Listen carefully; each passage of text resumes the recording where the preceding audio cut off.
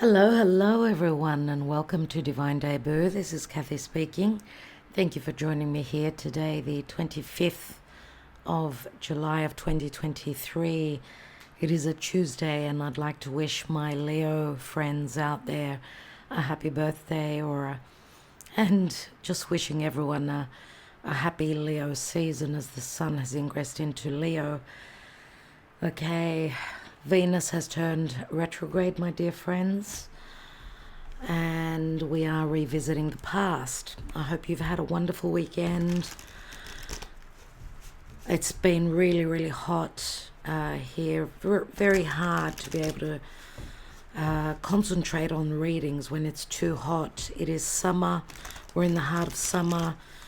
Greece is on fire. Canada's on fire. In other places they're having floods. You know, with Jupiter transiting through Taurus, Jupiter can speak to a lot of water. It does rule Pisces. So in other places, even though we're in a time of summer in the northern hemisphere, of course Leo is a fire sign. There's a lot of fire in the energetically speaking now, so fires are very prone to happen, but it's just been incredible. I'm sure you've all heard the news about the island of Rhodes here in Greece. Really sad. Anyway, let's just pray for rain in those areas, and in Canada, from what I know. Sending my best wishes to you guys there. The energies are very powerful. They are very powerful, with the nodal shift having happened around the 17th of this month. And it's the cardinal signs. It's all about new seasons coming in, whether we like it or not. There's a lot of karma playing out. Pluto is in a hard aspect to the nodes, and the sun obviously has opposed Pluto. So it hasn't been easy for anyone. Let's see what's going on. The messenger is here, and the messenger brings you, we're reading the energies, the frequencies, so it could be on a collective scale as well as on a personal. We're all part of the collective, let's not forget. I'm wishing those of you that are on holiday have a safe and wonderful break. Try and stay as cool as possible. Those that are on holiday in the northern hemisphere, that's usually when we take our holidays, right? When it's too hot to do anything. In Greece, August is a holiday month, so people are in preparation for holidays. I'm sure it's the same in other countries. I'd love to hear your comments on that. Let's see what the messenger brings us today. So calling on spirit to guide us energetically. What's playing out? What is the message that needs to be passed on? What is the message, please, spirit? I'd like to thank all of you for liking, sharing, subscribing, commenting, and a special thank you to my beautiful patrons for supporting this channel. Let's see what's going on. And we're coming up to, close to, August. It's the 8th month of the year, so we're coming towards the end of the year. I will put links beneath for the yearly readings for the individual signs, and they were extended. They were released to patrons first, and then they were released to the public, so I'm just going to put the links beneath, see if they resonate for you and what's happened up until now. Let's see what's going on. Thank you, Spirit. What is going on energetically? Where are we? 7 of Pentacles. 2 of Pentacles. So a lot to do with money. And remember, Venus is retrograding in Leo. She retrograded in Leo exactly 8 years ago. Venus retrograde is where, looking back to the past, themes from 8 years ago will return, maybe for revamping, re-looking at, redirecting, changing, fixing. Venus retrograde. Do not start anything that is concerning Venus, which is all about everything that we love, right? Anything that is physical, tangible, or even relationships which are at the fore. the next 3 months until, I'm going to say till early October, dear friends, as Venus has entered Leo early June. So June, July, August, September, and 4 whole months for sure. We're dealing with Venusian matters, and of course Venus in Leo is all about the heart. It's about the children. It's what we're creating. It's creative. You're creating something. You're giving birth to something, right? So we see here we've got Earth, so a lot of things pertaining to practical matters. And remember, Venus is being rebirthed as the morning star, which means she's more about materialism and practical matters. She's not so much about a spiritual connection or anything to do with, the divine. She's more about practical matters, as the morning star is more about the practical side of things. And so we're looking at a situation where we're stuck. It could be money. There's decisions we're needing to make. Things are up in the air right now. People, I talk with a lot of people, a lot of relationships. So past loves are returning from the past. Not everyone wants this. They may be returning so that you may, sort of complete some sort of a cycle. Could be an 8-year, could be a 16-year cycle for others of you. But there are decisions that we're needing to make. And, we're going to have sweet words, sweet, nice conversations. As Mercury's in Leo now and coming up to Venus, and they're going to connect. So there will be opportunities. Venus is she's in a good aspect with the nodes. So fated events will be playing out that are Venusian, but maybe it's giving us second chances to retweak something, fix something, re-look at a situation. Mercury can be business. Venus is money. So Mercury is a communication pertaining to also contracts that give us a sense of value and prosperity. Lots could be playing out at this time. We do have a King of Cups, so Scorpio, Cancer, Pisces. They may also have Earth in their chart. We do have some strong Earth. These may be your energies as well.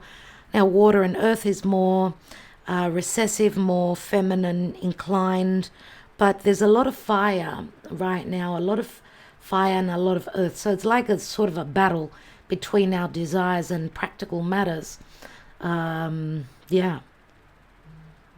So King of Cups, we know, is someone that could be, they could be making you an offer.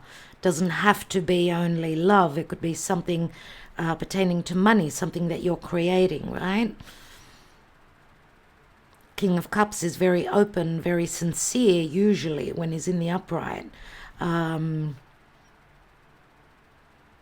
Also, emotional matters could be, rising. Communications, decisions around someone's self-worth or values. We've got the Ten of Cups as well. We've got an Emperor and we've got the Fool. So someone's willing to take a leap of faith here. What I see here is that the King of Cups turns into the Emperor. Very similar. So someone is being more responsible. Someone could be more responsible, because love is very important with Venus retrograding now. And self-worth, matters of self-worth and peace and tranquility and love. And even our securities, our financial securities and, security in love, security in partnership. The Emperor is someone that takes control, someone that can provide security, or someone that's willing to take that next step.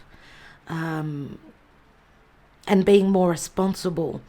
Now, of course, these could be two different people. They are quite different in energies. We've got a water sign and we've got a fire sign, Aries usually, and we do have the Fool here. Now, the Fool, of course, it's Uranus, and Uranus rules Aquarius. We can say this is Aquarian energy, which is all about, something new. It's very futuristic. I see personally the Fool myself very much as Aries is the first sign of the zodiac.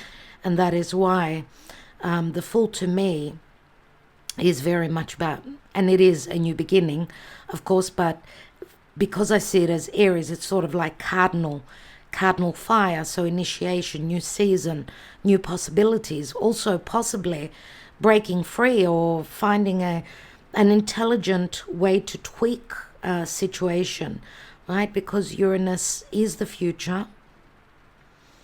Uranus is a bright idea, a very intelligent idea, doing things in a different way, trying new things on, trying new methods, new possibilities, new cycles. And of course, with, we are in retrograde season. We've still got a couple more planets that are going to retrograde ahead of us.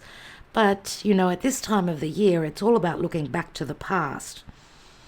So past situations coming through, as we've recently had a new moon in Cancer, and Cancer is all about the past, right? July 17th, when the nodal axis shifted, it's all about cardinal energy, initiation, new cycles, new seasons are upon us, and they are connected to the past.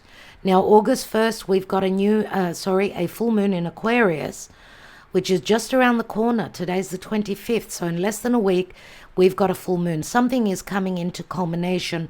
After a culmination, obviously, there's something new being birthed. And this full moon in Aquarius is right opposite Leo, right? So it's all about the fixed energies of those fixed signs. So Leo and Aquarius, they are very fixated on, a certain situation. And of course, ego could be playing out very much so, as well as the sun in Leo has opposed Pluto recently and is still in action. And that could speak to power struggles, a power struggle between the light and the darkness, the ego and a death. Is it a death of the ego? It could be a humbling energy as well, right? What's at the bottom of the deck? We've got the Four of Pentacles, so this is the miser card. This is the miser, not having enough. We do have a Ten of Cups here, which turns into an Ace, obviously. Something is completing here. And the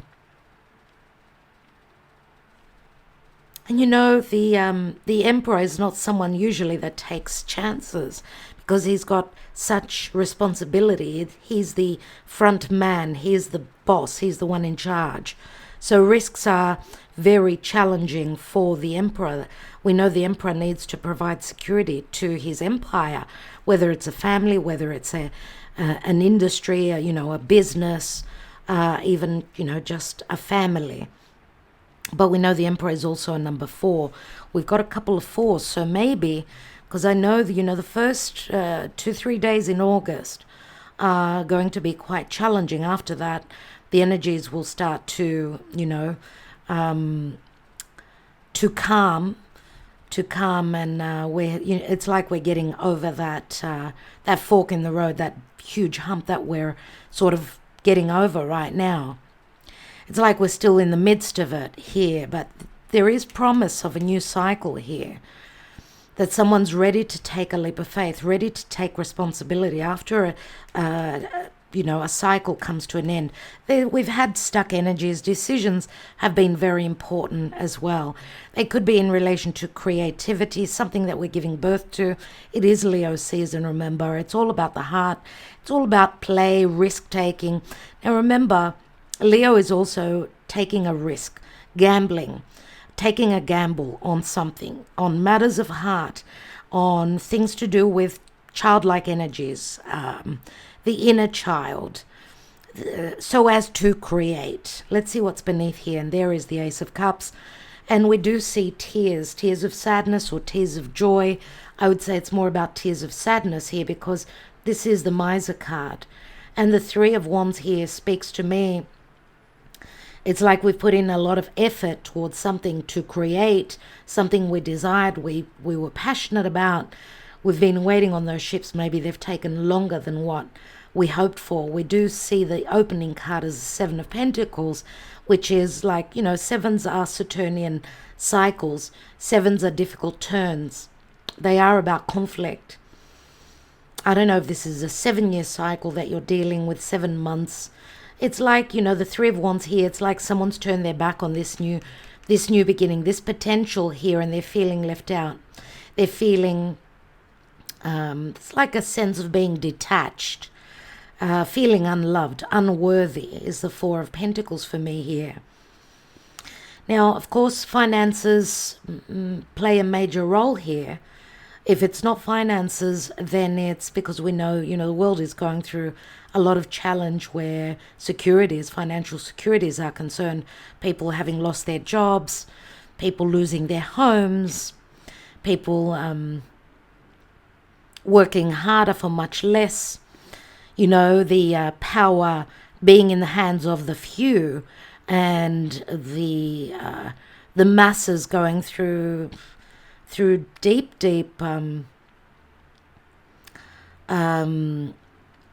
struggles, financial, even, one thing leads to another. Life is a domino. So even where love is concerned here, it looks like someone's turned their back. They've been waiting on their ships to come in. Something has been promised here. And it's like someone's taken a step back, or a promise that hasn't been delivered. And things are still up in the air.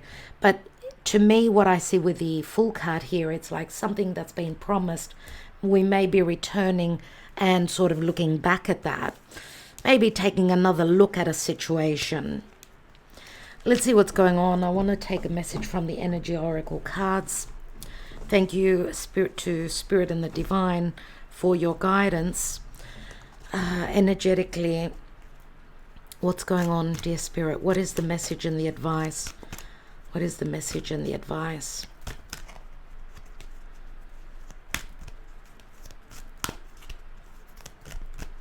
This could be an opportunity that arises here. This card jumps, so I'm going to take a thank you, Spirit. And we've got Healer of the Ages, and it's in the reverse. It's like the Magician, very similar to the Magician. It's a number 51. I think that this is the last card of the deck. Right? Healer of the Ages. This brings, to me, the word healing brings Chiron up. Chiron, which is in Aries, which is, and Aries is, it's like a poisoning of the mind, fear about taking that leap of faith. And of course, Chiron is also like a revelation. Chiron is like the key. This could speak to open wounds from the past, from your childhood, from a past lifetime, but it can also speak to a resolution. No, it's not the last card. It's not the last card, but let's read it. Health and Vitality speaks to. Now, it wasn't the reverse, but I'm going to read the upright first and then the reverse message. On that note, I just wanted to mention also that Venus is connecting well with Chiron. Chiron being in Aries and, Venus being in Leo, they will be connecting well, which will give us opportunities. And they will be connecting a couple of times because of the retrogrades, of course. So we will have the opportunity to find resolutions to heal a certain situation. Let's see. Now, it speaks to health and vitality. Of course, a poisoned mind or an unhealthy mind can lead to an unhealthy body. Fear is all around us. We're being served and fed with fear that, this is the end of the world and we won't be able to hold ourselves up and continue or hold on to a certain job or a certain relationship. Don't fall into that trap, dear friends. We will survive. We will be just fine. It's all about a metamorphosis, and through endings, which endings are never easy, we get comfortable, but Spirit is pushing us to make those changes, to initiate those changes, those new seasons. And that's what the collective north and south nodes, north node in Aries, which is the Fool, which is the warrior, which is the soldier, okay? It's all about that, overcoming a sense of fear, fearing the worst, and taking that leap of faith anyway. But you need to follow your heart. That's what Venus is doing in Leo. Venus retrograde in Leo. Now, this powerful being brings the force of ancient wisdom and profound healing. And that's what Chiron is all about as well. The light of divine consciousness pours from his hands and heart, flowing to you with love and a powerful healing intention. This amazing entity is with you now, bringing a resolution to physical, mental, and emotional ills, helping to unblock stuck energy and revitalize your life force. You may have felt this strong presence recently, or you may just be opening to the wonderful sensations now. And Venus is all about those five senses, how it's a feel-good energy. It's things that the body needs to sustain, and of course a healthy body leads to a healthy mind, and the other way around. You can call upon this emissary and miraculous transformation whenever you need vitality, balance, or renewal. Know that at the deepest level an important healing is taking place. Now, it did come out in the reverse, so let's read the reverse message. When reversed, the healer of the ages indicates that you've been feeling extremely out of sorts or even upside down in your own life. You may be in the midst of some physical problem or just feeling as though you're losing energy, but this card is telling you that there are deeper levels of healing that need to be addressed. Let's read that again. Deeper levels of healing that need to be addressed. Take some time to regroup and put your own healing first.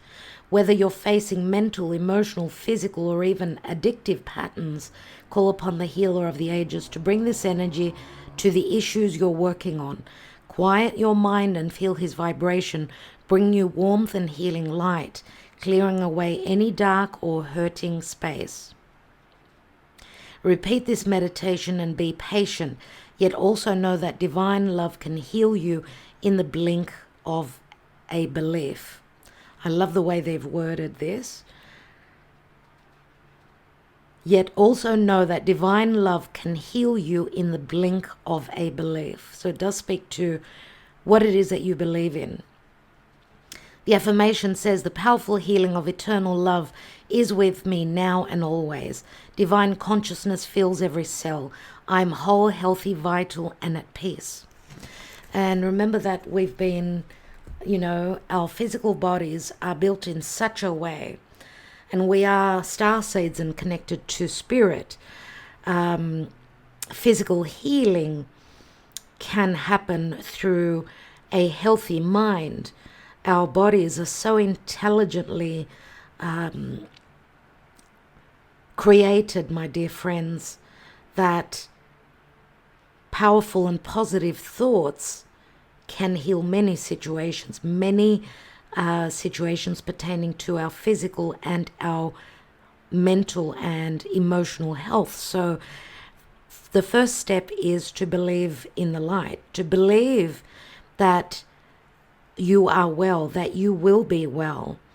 And that opens portals, it opens opportunities for physical healing. Always keep that in the back of your mind. Never doubt that your body knows what it is that you need. What is it that your physical body is asking of you? Listen to it. That's what we do when we meditate and we take some quiet time. Let's see what's going on in love, in matters of heart.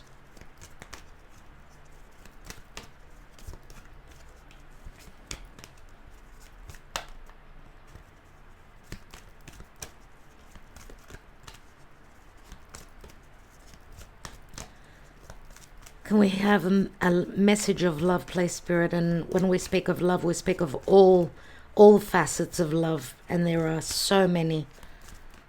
Let's see what the message is today.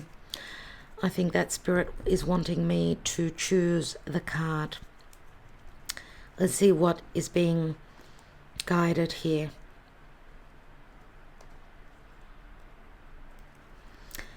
Thank you, Spirit.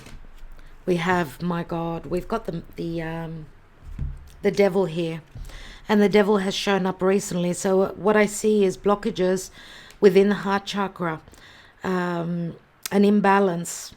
Adjustments are necessary, dear friends, and the heart, you know, that is our life force. Let's read the card. Let's read the message. Number 15. So we do have Kronos here.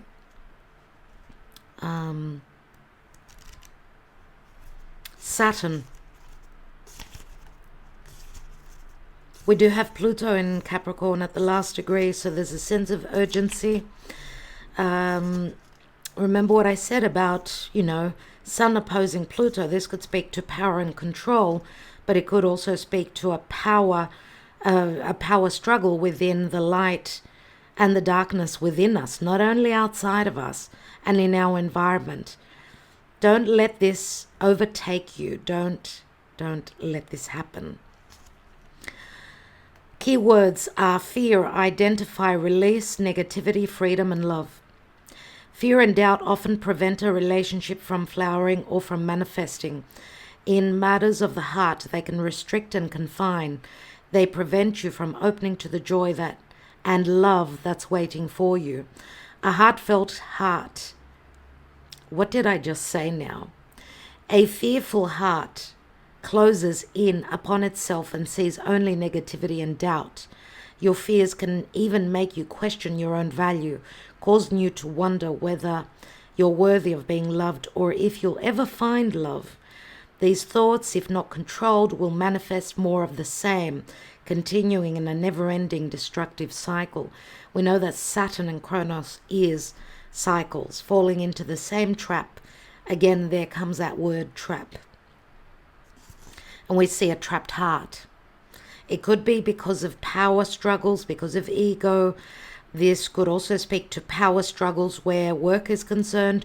Remember that Capricorn it rules the natural 10th house of career, reputation, your goals, your aspirations, who you are out there in the world, right?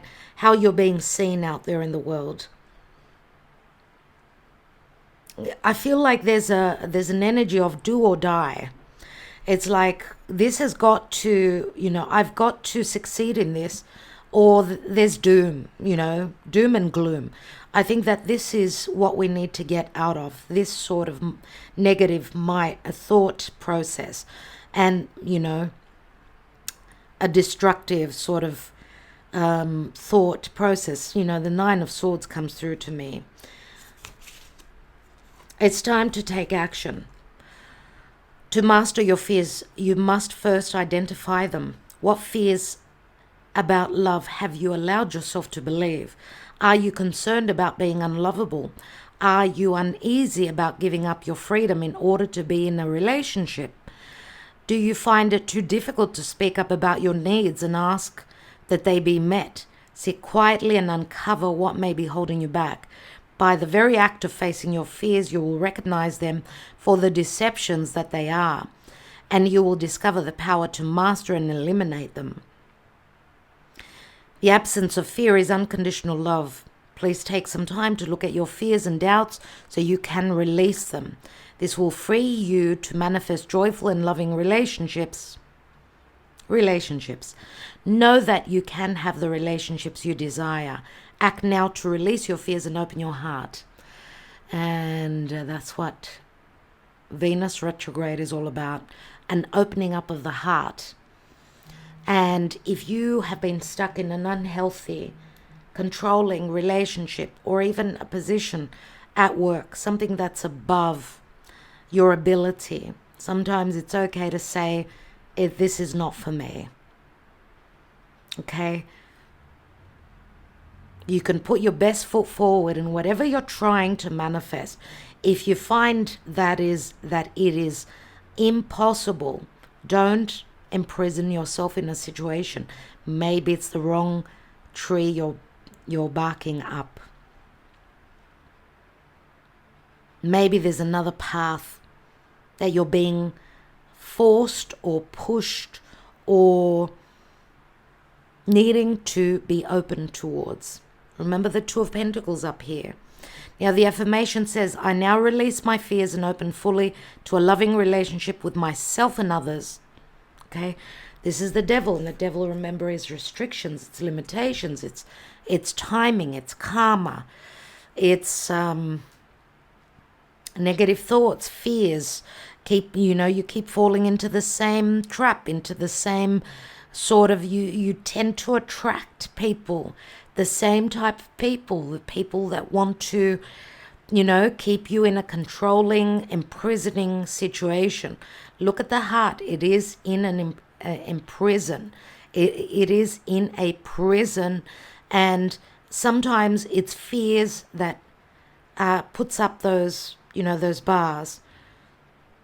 Remember that a healthy mind leads to a healthy heart. This is the balancing out of our chakras. They need to be aligned. They need to be in a straight line and not scattered.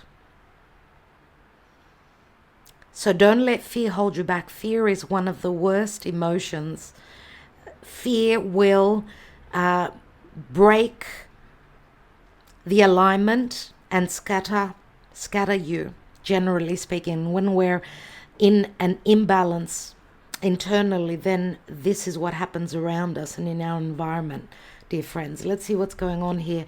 What's beneath that Two of Wands? We've got the Ten of Pentacles and the Ten of Cups. So again, a lot of recessive feminine energy. And feminine is all about nurturing, loving, compassion, empathy. It's mothering. Remember now that we've got more fire. There's more fire, and fire is more masculine. It's about overcoming the fear, and it's not about being only recessive. It's about also taking action towards change. Okay? Let's see what the Lenormand advised today, or whenever you get to visit this message, then it could be important for you.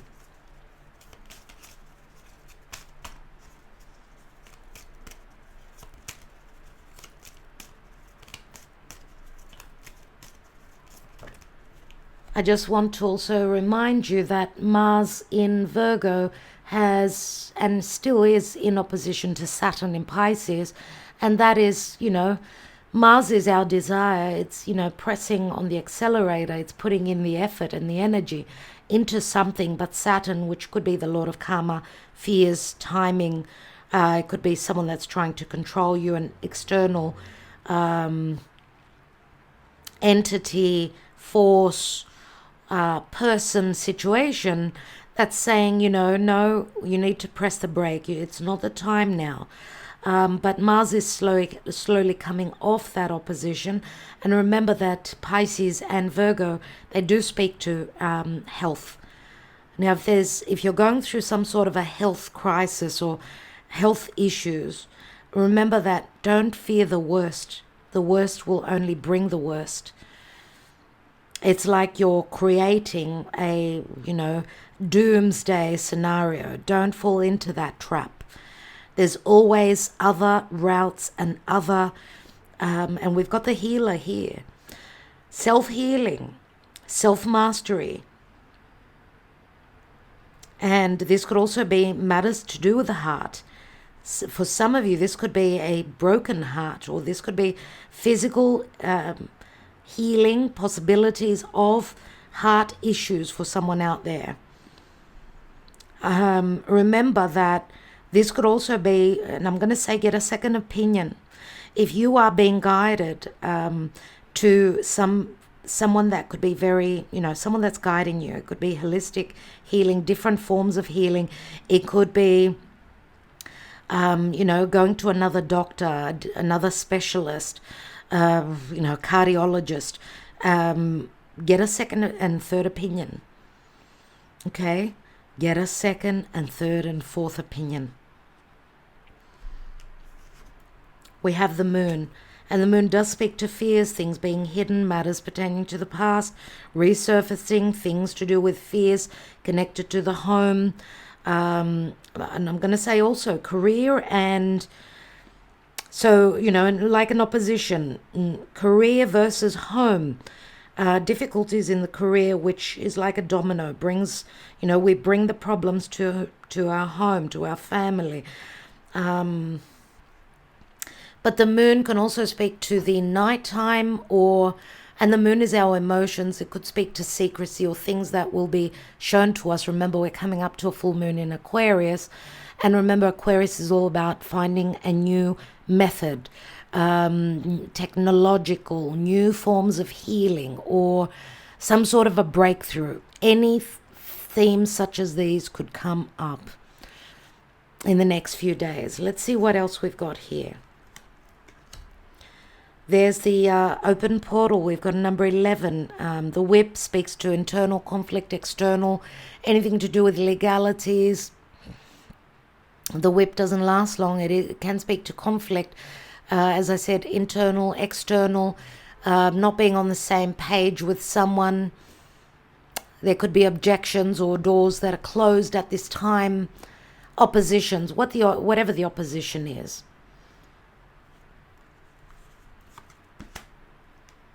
You need to believe that the cross can speak to your beliefs, the way you've been raised, your religion, but the cross can speak to a heavy burden, which could be possibly, because I do see the cross as like a 10 of wands. The cross says that this it's like Black Moon Lilith. It's like the burden not lasting for too long. It lasts for 2-3 weeks. So you need to stay on track. Take some time out. Someone needs to follow, their duties. Continue climbing that mountain. Remember the mountain goat. I do see the Emperor many times as Capricorn energy as well myself. So this is someone who's in charge. This is someone that's coping with all the heaviness. And for some of you, I suppose, the Emperor could be the like the devil, someone that's blocking you. So remember, we're not reading reversals, so this will be a different situation for each of you. So we've got a 5, an 11, and a 9. Feeling at odds. Feeling at odds, not feeling in sync. Excuse me. We've got 2 6s. That's a good one here. 51 and 15. So I don't know what the 15th of the month will speak to you. 51 could be an age. 15 could also be an age. Remember, Aries is like it's like the seed, but it also speaks to newness, like, the youth. We could be, because the Emperor we know is a father, he's got responsibilities. It could be someone who's fathering others, someone who's keeping, the reins, holding on to the reins. What's at the bottom? Number 7. We've got the snake, and the snake, of course, is very scorpionic energy, something to do with planning or strategy. It's moon in Cancer. So until the next new moon, which will be on the 16th of August, we're still in the energies of that new moon in Cancer, which was a very challenging new moon, my dear friends. Now, the snake, remember, could also speak to some sort of an ending. The snake can also speak to third parties, secret love affairs, secret enemies,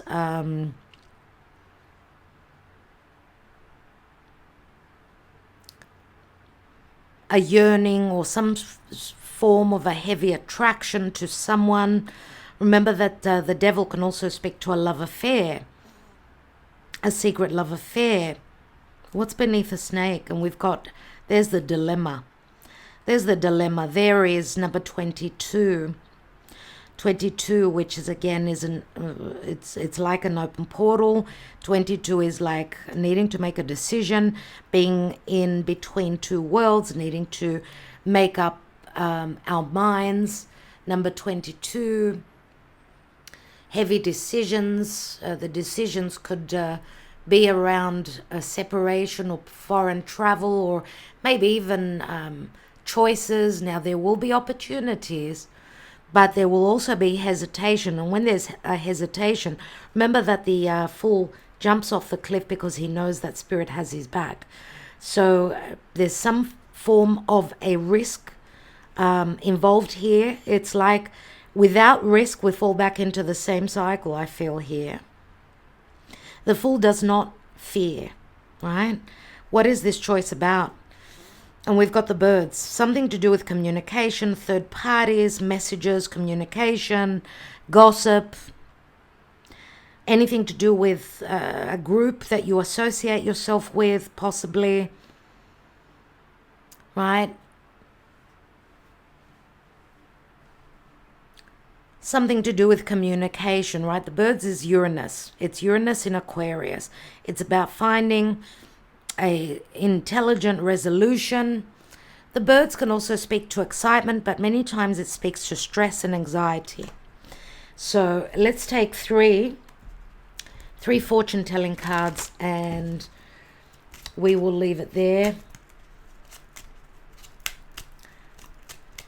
Thank you for your support always, my dear friends. We're coming to the end of July.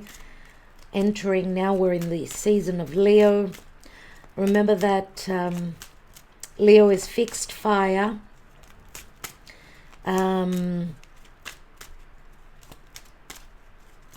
you know, the nodes are still at the 29th degree of Aries, Libra. Pluto is at the 29th degree, and the sun has just, you know, we've just had a grand cross in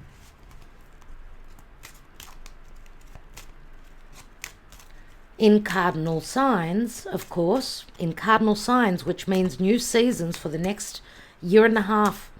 New seasons, new situations will be opening up. We've got change. And remember, new seasons do speak to change. We've got a 9. And 9, remember 9, which is, we've also got a 9 here, could be talking about the month of Virgo. Now, this could be a trip. This could be a house move. This could be travel. We've got a mature man here, which is like the emperor. The changes could be concerning this emperor, or this could be, remember the change card here looks like the chariot to me. So possible house move, travel, all these themes come up. Now the mature man, someone who's had, it could be someone who's quite older, more wiser, or could be just someone that, you know, is trying to master matters pertaining to their heart. And we've got a wealthy man. So, and we've got 2 divine masculine figures here. Now, the wealthy man is a 13, which brings up Scorpio. We've got Taurus and Scorpio here, I'm going to say, possibly. I feel personally that they're 2 different people. But also for some of you, of course, it will be different, where it's the same person, where opportunities for, because it does speak to wealth, right?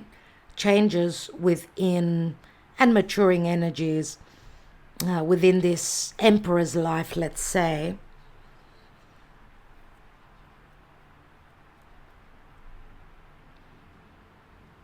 Generally speaking, I do feel it's 2 different people.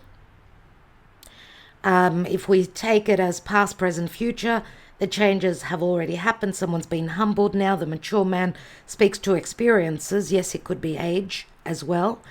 And remember that the mature man is a number 5, and 5s speak of change. And so does the change card here. So lots of changes here.